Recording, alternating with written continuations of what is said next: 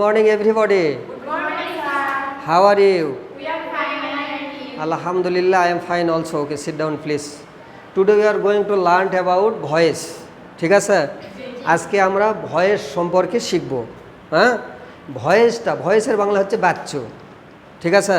এই ভয়েসটাকে ইংরেজিতে মানে দুই ভাগে ভাগ করা যায়। এটা হচ্ছে অ্যাক্টিভ ভয়েস আর একটা হচ্ছে প্যাসিভ ভয়েস। ঠিক আছে? একটা হচ্ছে অ্যাক্টিভ ভয়েস আর একটা হচ্ছে প্যাসিভ ভয়েস। এখন আমরা আজকে ভয়েস পরিবর্তনের যে সাধারণ যে নিয়মটা মানে যেটাকে বলা হয় জেনারেল রুলস, এটা আমরা জানবো। ঠিক আছে?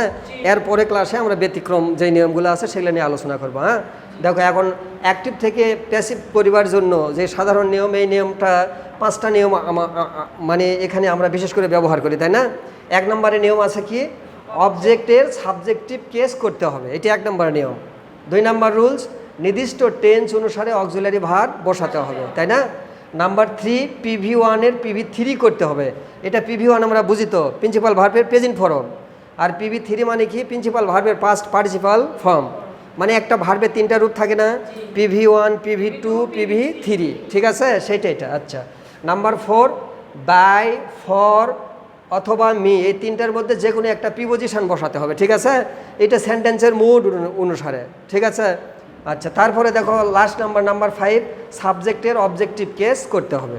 হ্যাঁ, তাহলে এটা যে মানে এই ভয়েস পরিবর্তনের যে সাধারণ যে নিয়ম, সেই নিয়মটা কয়টা এখানে? 5টা, তাই না? 1 নম্বর নিয়ম হচ্ছে অবজেক্টকে সাবজেক্ট করতে হবে। 2 নম্বর নিয়ম, নির্দিষ্ট টেন্স অনুসারে অক্সিলারি ভার্ব করতে হবে। নাম্বার 3, বাই, ফর, মি, এটার মধ্যে যে কোনো PV1 এর PV3 করতে হবে, তাই না? 3 নম্বর রুলস হচ্ছে PV1 এর PV3 করতে হবে। তারপরে নাম্বার 4, বাই, ফর অথবা মি, এগুলো প্রিপোজিশন, এগুলোর মধ্যে যে কোনো একটা সেন্টেন্সের মুড অনুসারে বসাতে হবে, তাই না? নাম্বার 5, লাস্ট নাম্বার, সাবজেক্টের অবজেক্টিভ কেস করতে হবে। ঠিক আছে, ফর এক্সাম্পল দেখো আমরা এখানে একটা উদাহরণ মানে দেখব। এখানে লেখা আছে কি, অ্যাক্টিভ ভয়েসে কি লেখা আছে, দে হেল্প হিম, তার মানে কি, তারা তাকে সাহায্য করে, তাই না? আমার প্রথম কথা কি, অবজেক্টকে সাবজেক্ট করতে হবে। এখানে অবজেক্ট কি, হিম না? তাহলে হিমের সাবজেক্ট কি, হি না? তাহলে আমরা অবজেক্টের সাবজেক্টিভ টিচ করলাম। এটা 1 নম্বর। 2 নম্বর, টেন্স অনুসারে অক্সিলারি ভার্ব। এটা কোন টেন্স? Present tense.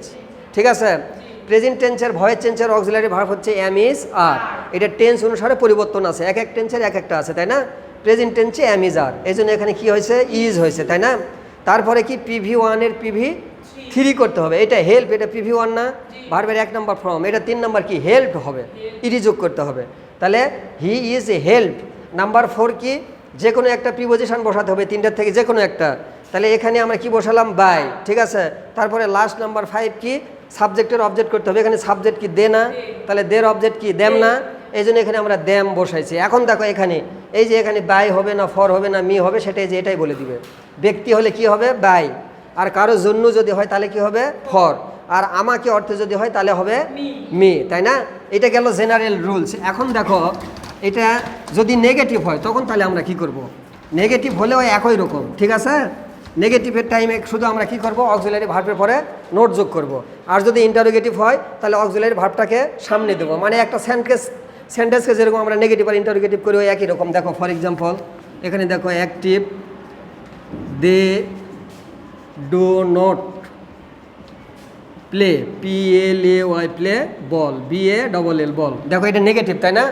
এখন এটা যদি আমি প্যাসিভ করি তাহলে কি হবে, এখানে অবজেক্টটাকে বল, তাহলে কি হবে, বল, BALL, বল। এটা প্রেজেন্ট টেন্স না, তাহলে ইজ হবে, বল ইজ। এইজের পরে কি যোগ করবো, নট যোগ করবো, বল ইজ নট। তারপরে PV1 এর PV3, প্লেইড, PLAYED, প্লেইড। তারপরে একটা প্রিপোজিশন বাই ব্যবহার করব। তারপরে সাবজেক্টের অবজেক্ট, দের অবজেক্ট, দেম, TACM, দেম। ঠিক আছে না? ইজি না? দেখো এখানে শুধু একটা জিনিস খেয়াল করতে হবে, এটা নেগেটিভ হলে এখানে যেরকম অক্সিলারি ভার্বের পরে নোট আছে, এখানেও অক্সিলারি ভার্বের পরে নোট যোগ করতে হবে। আর এটা যদি ইন্টারোগেটিভ হয় তাহলে আমি কি করব, আমরা সেন্টেন্সের গঠনের ক্ষেত্রে ইন্টারোগেটিভ কি করতাম, অক্সিলারি ভার্বকে সামনে দিতাম না, শেষে একটা প্রশ্নবোধক চিহ্ন না? এখানেও তাই। এটা যদি কালে ইন্টারোগেটিভ হবে তাহলে কি হবে, ইজটা সামনে আসবে। Is, ball, BALL, ball, played, PLAYED, played, by them. ঠিক আছে না? ইজি না? দেখো তাহলে এখানে আমরা জেনারেল রুলসে যেটা শিখলাম, মানে অ্যাফার্মেটিভ মানে হ্যাঁ বোধক, আমরা যদি হা বোধক করতে পারি তাহলে সেটা না বোধকও করতে পারবো, প্রশ্নবোধকও করতে পারবো। মানে অ্যাক্টিভ ভয়েস অ্যাফার্মেটিভ যদি হয় তাহলে প্যাসিভ হবে অ্যাফার্মেটিভ, অ্যাক্টিভ ভয়েসে অ্যাফার্মেটিভ না হয়ে যদি নেগেটিভ হয় তাহলে প্যাসিভও হবে নেগেটিভ, অ্যাক্টিভে যদি ইন্টারোগেটিভ হয় তাহলে প্যাসিভও হবে ইন্টারোগেটিভ। শুধু খেয়াল রাখতে হবে নেগেটিভ হলে অক্সিলারি ভার্বের পরে নোট, আর ইন্টারোগেটিভ যখন হবে তখন ওই অক্সিলারি ভার্বটা সবার সামনে আসবো, শেষে একটা প্রশ্নবোধক চিহ্ন দেবো, তাই না? ঠিক আছে, আচ্ছা, তাহলে I hope that the general rules of passive voice is clear to you. This is all for today. Good bye and Allah Hafiz.